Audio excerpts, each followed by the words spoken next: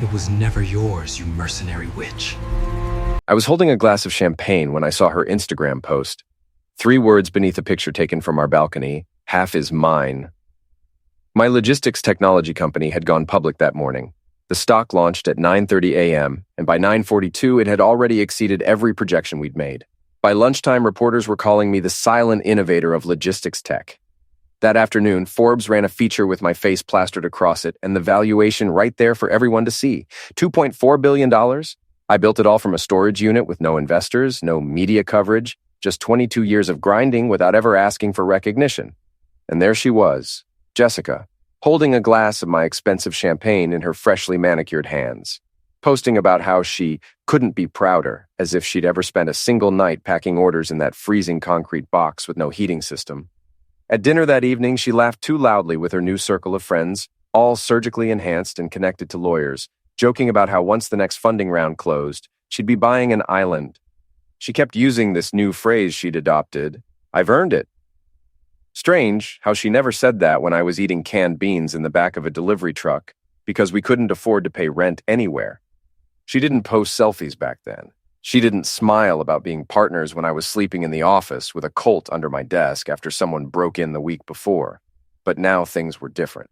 Now I was a prize, a trophy, something to create envy. She paraded around like a walking stock ticker, wearing designer heels and professionally applied makeup. Then came the post that broke something fundamental inside me. She stood on that marble balcony, the one I had custom installed after we closed our first major international vendor contract, with a champagne flute in hand, hips angled toward the sunset, wearing that self-satisfied expression of someone convinced they'd already won.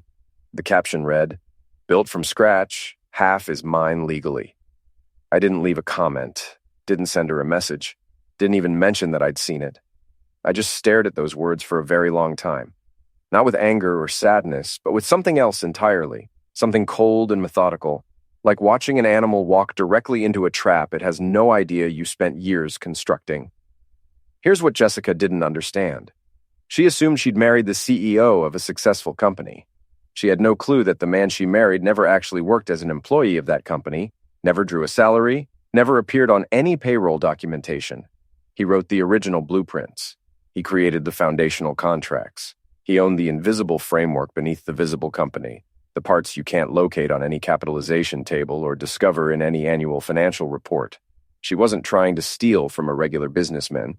She was kicking what she thought was a paper beehive, not realizing it was actually a hornet's nest, packed with legal clauses, protective mechanisms, irrevocable trusts, and carefully constructed time bombs. And with that single social media comment declaring, "Half is mine legally," she pulled a thread that had been waiting silently for exactly someone like her. I walked past the bedroom without saying a word. She was occupied on a video call, showing off our swimming pool to some influencer who kept calling her babe repeatedly. She giggled and flipped her hair like a teenager displaying a competition trophy, completely failing to notice me grab the scotch bottle from the sideboard and disappear down the hallway. My private office was the only room in our house she never bothered entering. She claimed it was too serious and boring. The bookshelves, the old metal filing cabinet, the locked drawer. She pretended not to care about any of it. I sat down, switched on the desk lamp, and pulled open the bottom drawer. Not the one containing receipts or stock option documents or charitable donation records we never properly filed. No, the drawer hidden beneath that one. The compartment I'd built a false panel into years ago when the company consisted of just 3 guys and a server rack held together with duct tape and pure desperation. From that hidden drawer, I extracted a plain leather-bound binder. No company label, no logo, no decorative embossing, just documentation.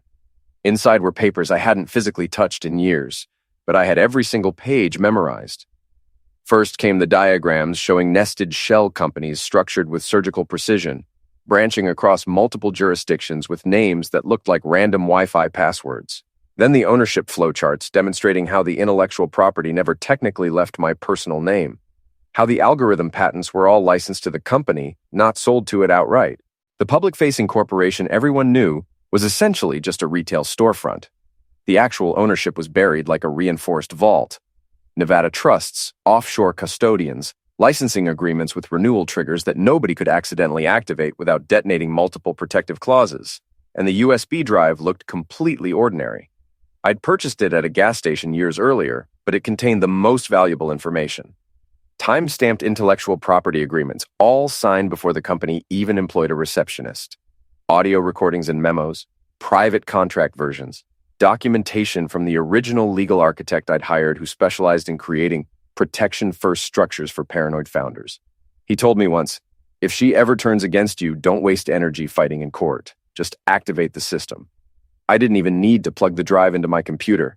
I knew exactly what files it contained. Every single agreement Jessica had never seen. Every clause that would immediately invalidate her claims if she attempted to pursue them. Every timestamped signature proving she was never included in any ownership conversations. Only in the lifestyle that came afterward. She thought she'd married someone who built companies. She didn't realize I'd stopped building conventionally years ago, right after the first acquisition deal collapsed, because a co-founder's ex-wife legally challenged the equity breakdown. I made myself a promise that day. No more simple structures. Everything would be layered like military-grade armor. I spent 3 years and paid more in legal fees than Jessica spent on designer handbags, constructing this protective fortress. I became obsessed with creating indirect pathways. Our technology's intellectual property was licensed to the main operating company, but actually held by a completely separate private vehicle. My name never once appeared on any payroll stub. I drew consulting fees for 2 years through a registered firm in Wyoming, then stopped taking any payments entirely once the holding structure was fully complete.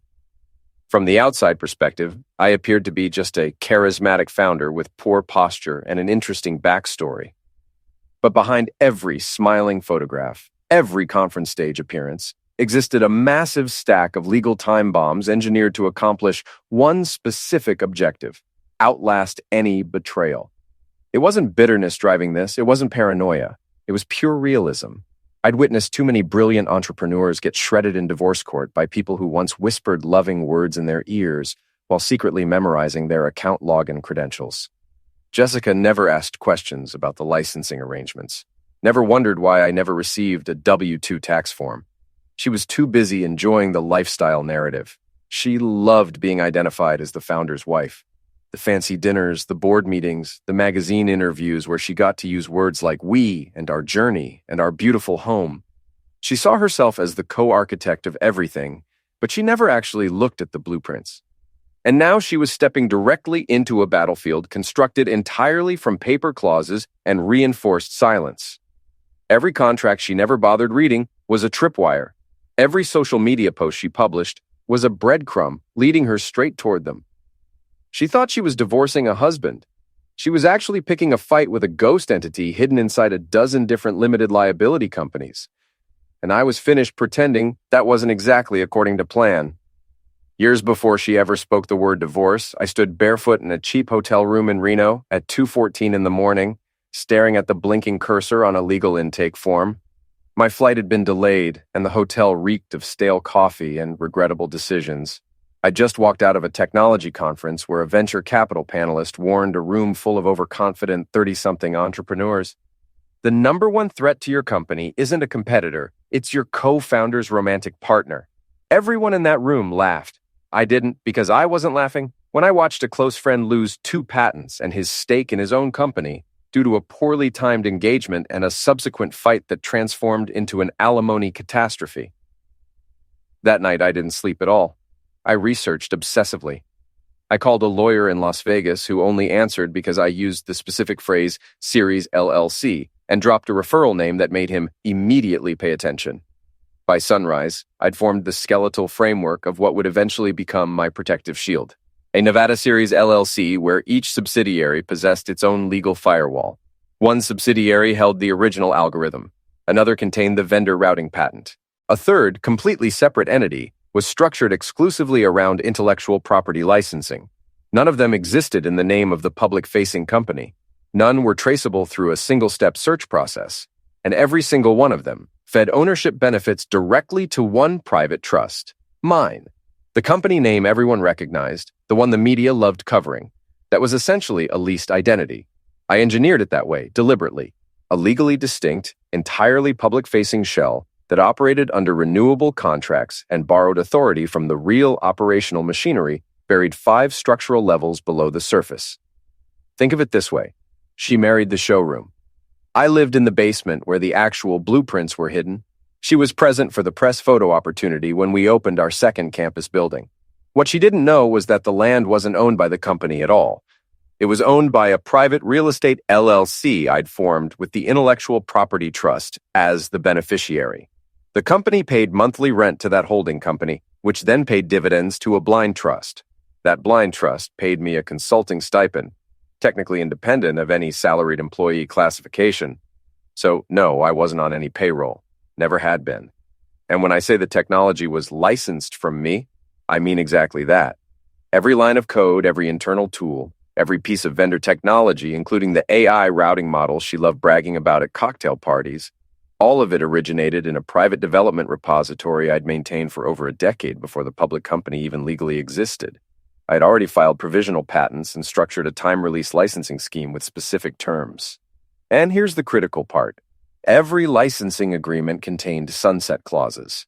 This meant that if a divorce, civil dispute, or public ownership claim occurred involving either the company or myself personally, the license could be revoked immediately. Not just canceled, but revoked retroactively and automatically, pending mandatory arbitration, which would be conducted not in any public court but in Delaware, behind completely closed doors under the authority of the original private entity. Jessica wouldn't even be permitted in the room during those proceedings. That was the genius of the structure. The deeper anyone looked, the less clear anything became. She could subpoena every employee record she wanted. She'd discover nothing useful. She could demand capitalization tables, employment contracts, even internal HR email chains. I didn't exist in those files. I existed outside them, around them. I was the ghost living in the infrastructure. The truth is, when I originally built this protective system, I never expected to actually need it. I still believed in our marriage. Still thought maybe she wanted the life we were building together, not just the leverage it provided. But then came the parties, the new designer wardrobe, the gradual shift from how's the team performing to do we look wealthier than the couple next door? I watched her slowly transform from partner to parasite. Not all at once, just through 1,000 small recalibrations, 1,000 tiny moments of what's in this for me personally. I kept quiet, played the devoted husband, let her believe I was just a brilliant programmer who got lucky, let her think our life was built on shared vision, that she could shout half is mine into the digital wind, and it wouldn't eventually come back as a legal summons. But in reality, every time she smiled for a photograph in our home, she was standing in front of a leased wall. Every company dinner she hosted was charged to a credit card owned by a shell account. And every time she walked through that glass lobby entrance like royalty surveying her territory, she was stepping on floors paid for by a man who had vanished from the official books before the ink dried on the original documents. She thought she was sitting on a throne. She couldn't see the trapdoor built directly beneath her feet. She didn't call first, didn't send a text message, didn't leave a note on the marble kitchen counter. No, she sent a process server, some smirking, overdressed kid in his 20s, who rolled up to our property gate like it was a red carpet premiere. 2 paparazzi vans were already stationed by the road. Someone had obviously tipped them off, probably her hairstylist or her new best friend from Pilates, who seemed to follow more divorce attorneys than fashion brands on social media. The envelope arrived hand-delivered, thick and white and actually perfumed, as if she believed it should smell like victory. I watched from my upstairs office window as the gate intercom system buzzed. Maria, our estate manager, answered. I heard her voice through the hallway speaker. Mr. Davidson, there's someone here with documents requiring your signature. Of course there was. I walked down the long hallway, opened the front door myself, and stood there silently as the process server announced, Delivery for Mr. Marcus Davidson. You've been served. He tried to sound intimidating, like he was handing me a live grenade. I took the packet, nodded once, and closed the door. No facial expression, no dramatic reaction. Then I walked straight to my office, placed the envelope on my scanner, closed the lid, and hit the button. The machine clicked methodically, rendering each page into digital format. I saved it as a single PDF file with no edits, named the folder Clause 17B_activated, and dropped the file inside. Then I leaned back in my chair and stared at the wall, because here's what nobody told her lawyer, and what she never bothered asking about. 4 years ago, buried inside the original intellectual property licensing contract between the Core Holding Trust and the public-facing corporation, was a clause so obscure and boring, tucked beneath renewal terms and arbitration procedures, that nobody ever read it carefully. Clause 17B. It stated, "Any legal or adversarial claim filed by a related party against the core license holder shall constitute immediate breach, resulting in automatic revocation of shared use privileges, data access, and internal company communications retroactive to the date of filing." Translation: she had just destroyed her own access to everything, and her attorney, with his courtroom confidence and expensive espresso breath, had absolutely no clue what he'd just triggered. The irony was that I'd actually warned her once. Not directly, but during one of our late-night wine conversations back when we still talked like partners, she'd asked what would happen if a lawsuit ever came from inside the house. I told her, half joking, "You'd better hope it doesn't. The licensing arrangements aren't friendly." She laughed. She thought I meant financial penalties. She didn't understand that the penalties were automated, pre-programmed, silent. That once she signed her name and submitted that legal filing, the system would handle everything else without me needing to lift a finger. No password resets, no manual approvals, just tripwire detonation. And now that she'd pulled the trigger, the entire security matrix built across 5 states and 3 countries was already adjusting automatically. Her company login credentials were being flagged. Her cloud access was scheduled for complete purge. Her building access badge was being reclassified as inactive. Internal communication channels were revoking her permissions in real time. Even her assistant's Slack login, which was tied to her permissions structure, would be terminated by midnight. It wasn't personal. It was architecture, pure system design. I didn't scream or cry or even call my attorney. He already knew what was happening because we'd planned for this exact scenario years ago. The folder name hadn't changed since I first created it. It had been waiting patiently. What Jessica filed wasn't just a divorce petition. It was the launch code for a system designed to protect everything I'd built.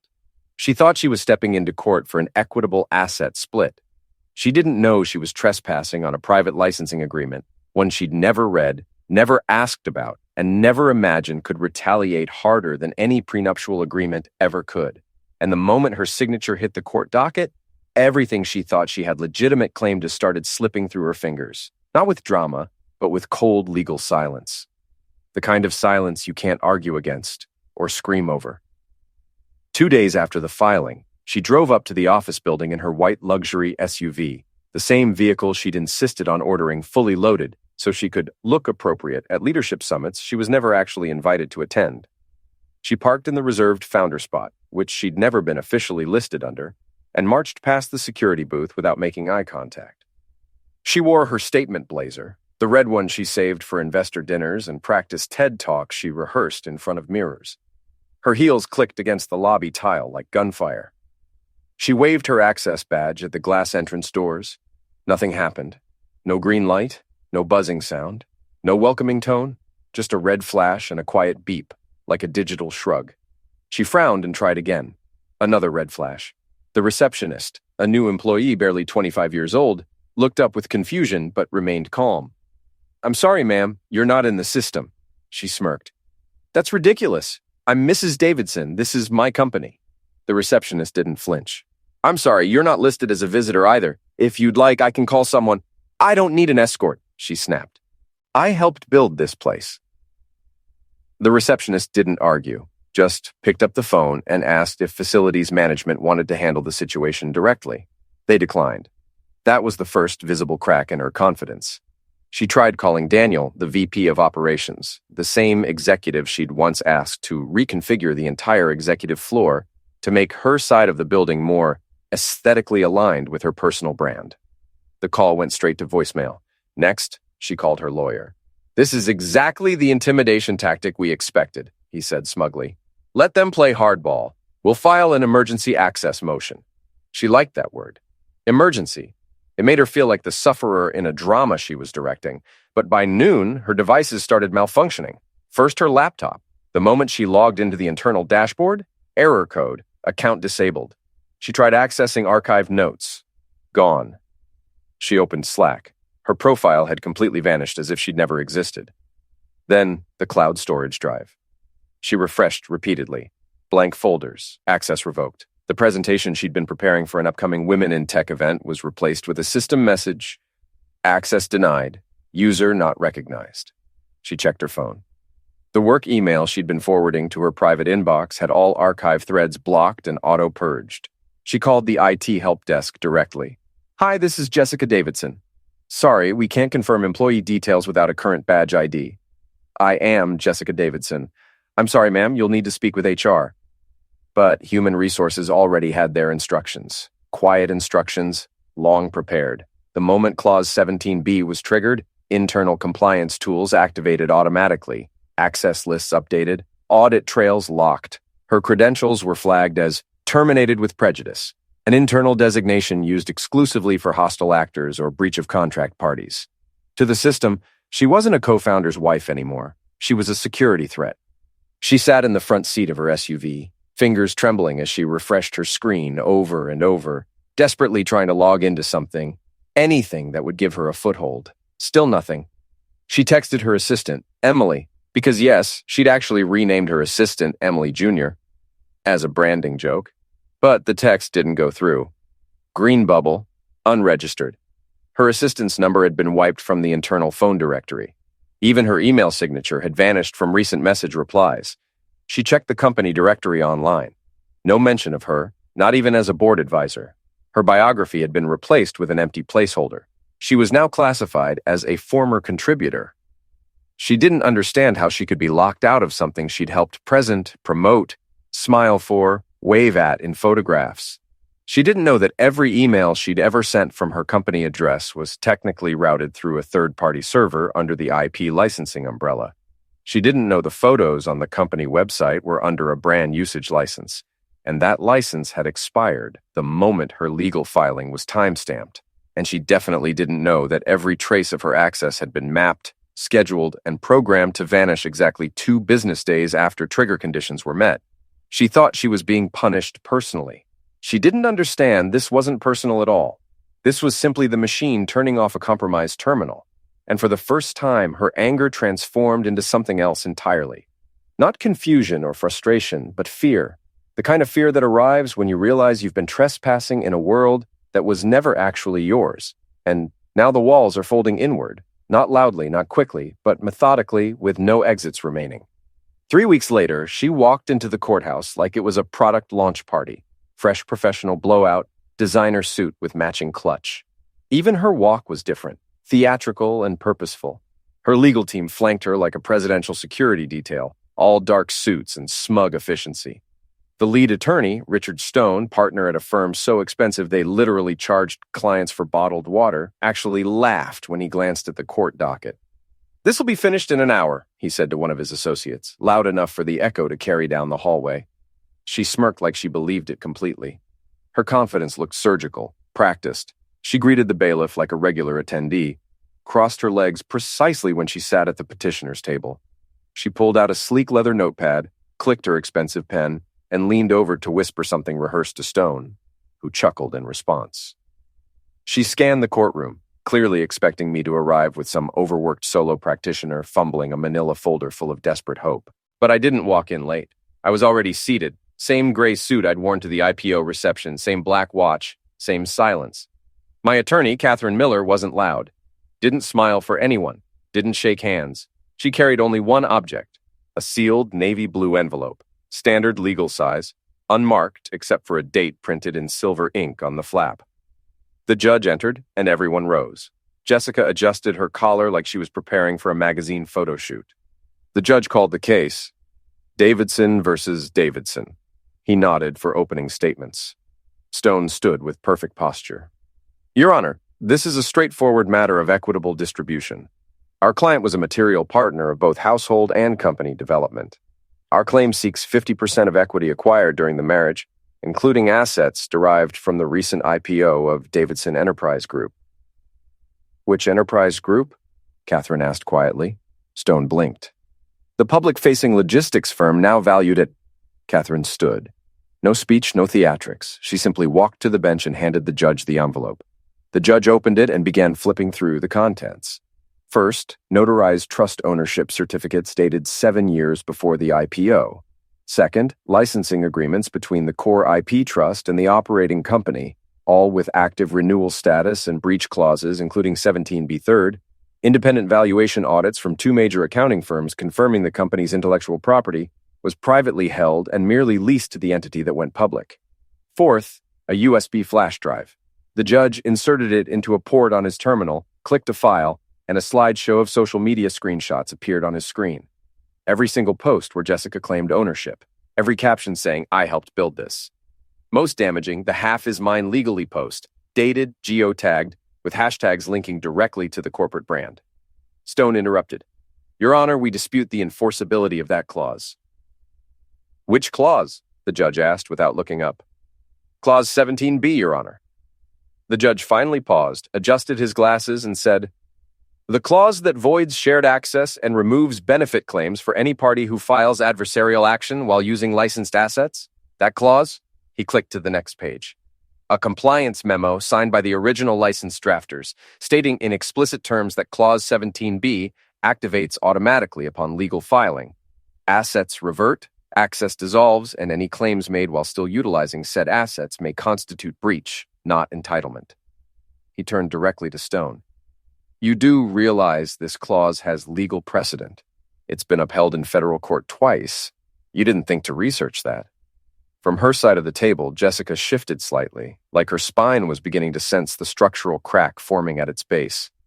Stone muttered something about interpretation and intent, but nobody was listening anymore.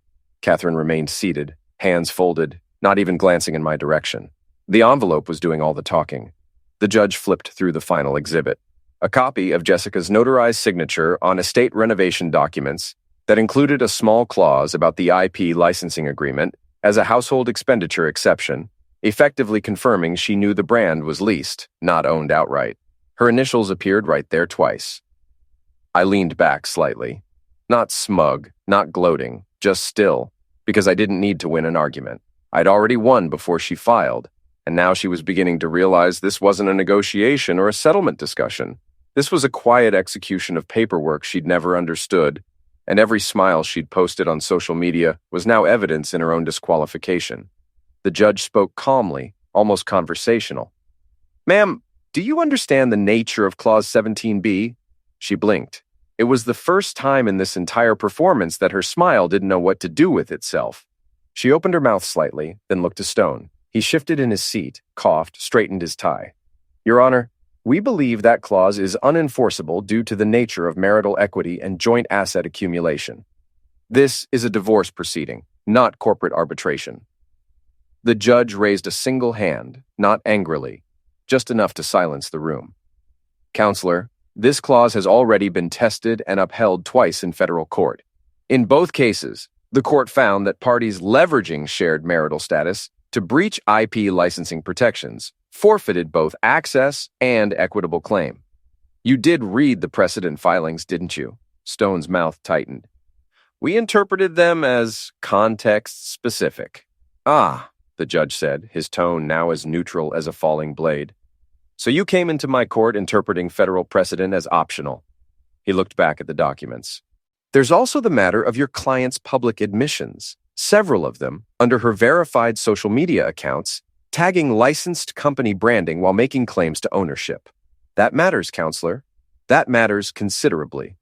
Jessica reached up to her necklace, the gold one she'd purchased after a major funding announcement. She twisted it once, twice, then stopped when she realized she was drawing attention. "Your Honor," she said finally, her voice too sharp, too breathless. "Surely this isn't about a clause hidden in a contract I didn't even sign?" The judge looked at her directly. "You signed multiple documents referencing the licensing structure, including disclosures attached to your own estate renovation filings, and you benefited financially, personally, and reputationally from those licensed assets. That matters more than you think." "I never understood the details," she muttered, grasping for sympathy. The judge said evenly, "That is not a legal defense." Then Catherine pulled out one final folder and slid it across to the bench. The prenup. Signed, acknowledged, dated 3 years before the company even had a functioning product, let alone any valuation. The pre-marriage financial disclosure was exhaustive, listing every dollar in my accounts and the IP applications I'd filed when I was still writing code in my parents' basement. She'd signed it all, smiling, probably drunk on romance, thinking she was doing me a favor. And now it was the guillotine she'd handed me years ago. The judge turned the page, then looked up at Stone with zero sympathy. Unless you're alleging forgery, this document precludes nearly all of your client's claims. It outlines the license structure, identifies the trust beneficiaries, even lists the entity names you just accused the respondent of hiding. If she didn't understand them, she should have asked. Stone sat back, silent. His hands gripped the table. Jessica stood abruptly, her chair scraping loudly against the floor. Her fingers trembled as she pointed at me. You think you'll walk away with everything we built? Like I was never there? I didn't answer, just looked at her with the same flat expression I'd perfected in boardrooms. The one that says you've already lost, I just haven't told you where yet. The case collapsed within days. Stone filed withdrawal of representation citing irreconcilable conflict. Even he knew the ship was sinking, and he wasn't being paid enough to drown with it. Jessica tried reaching out to investors, founders she'd once called our inner circle. Nobody returned her calls. One texted me. She's reaching out. Should we be concerned? I told him no. There was nothing to be concerned about. Her Instagram reawakened after 3 days of silence, not with champagne and celebration, but with vague captions over moody selfies. Some things aren't fair, but karma finds its path. A photo of herself wrapped in a blanket, resetting, refocusing, reclaiming. But nobody cared. The comments weren't sympathetic. Wait, didn't you say the company was yours too? Didn't he build that alone? Why did your lawyer drop the case? She tried hosting a private brunch to reset the narrative, bought out an entire rooftop cafe, invited a dozen women from her wellness and crypto circles. Only 3 attended. 1 left after 10 minutes. The other 2 stayed long enough to post 1 selfie, then tagged a completely different location in their stories. Behind closed doors, things fell apart fast. The accountant who once helped her manage personal spending started digging. Some transfers from shared accounts to her marketing projects got flagged once the case hit the news. The tax office launched an audit. No charges yet, but warning letters came. One of her credit lines got frozen. She drove out to the vineyard we'd used for weekend getaways. The gate didn't open. She no longer owned it. She'd signed it over years earlier in exchange for early access to what she called a legacy asset. She'd swapped the future for a temporary lifestyle, and now the lifestyle was gone. The main house wasn't hers either. It was leased through a holding company. The contract allowed them to reclaim the place at the end of any quarter. That quarter had ended. When she got home, movers were already wrapping the furniture. No hostility, just standard procedure. A new tenant was coming, a junior executive from one of my partner firms. The lease had transferred. Her name wasn't on anything. She argued with the moving crew. The foreman handed her the papers. She wasn't listed anywhere. Later that night, she made one last post online. No selfies, no location tags, just black text on a white background. Be careful who you build with. They might bury you under the foundation. I didn't respond. Nobody else did either. No messages of support. Only screenshots passed around in group chats and whispered about at dinners. She wasn't an influencer anymore. She was a warning. The final hearing felt dull, almost routine. She didn't look like the polished woman from the first session. No styled hair, nail polish chipped, a loose gray cardigan, red eyes, not from tears, but from fatigue, legal exhaustion, public silence, private collapse. The gallery was nearly empty. No press, no friends in designer sunglasses, just her, a nervous young court-appointed lawyer, and me sitting where I'd sat every hearing. The judge entered like this was just another file on his desk. He flipped through the thick stack of documents Catherine had submitted, a full breakdown of ownership, valuations, and triggered clauses. He skimmed a page and let out a small laugh. "Ma'am," he said, "this clearly contradicts your claim. It says the respondent was never employed, contracted, or salaried by the company in question." Jessica froze, blinking. She didn't get it. He continued. "He doesn't work for the company. He owns it through multiple irrevocable vehicles. The entity you sued isn't the source of his wealth. It's just a licensee. Your claim assumes he was an employee, but he never was." Her lawyer dropped his pen. It hit the floor with a sharp click. No one picked it up. This wasn't just a loss. It was total erasure. No equity, no lawsuit, no leverage for a deal. All the "we built this together" posts had been nothing more than a borrowed image. I stood up, fixed my sleeve, nodded to Catherine, and walked out. The door creaked behind me. She didn't turn her head. She stared forward, blank. She'd wanted a fight, headlines, a win to parade. What she got was a quiet wipeout. No cameras, no spectacle, just a permanent court record she can never undo.